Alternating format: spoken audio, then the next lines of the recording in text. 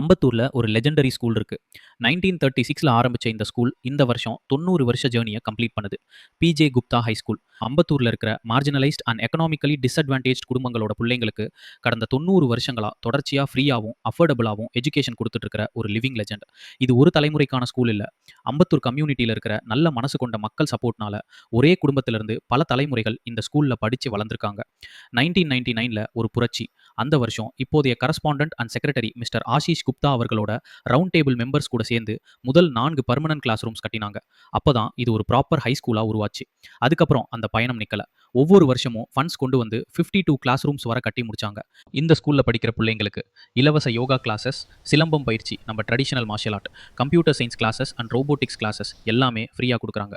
Education மட்டும் இல்ல, வாழ்க்கைக்கான ஸ்கில்ஸ் எல்லாத்தையும் சேர்த்து ஸ்டடீஸ் மட்டும் இல்ல, ஸ்போர்ட்ஸுக்கும் ஈக்குவல் இம்பார்ட்டன்ஸ்.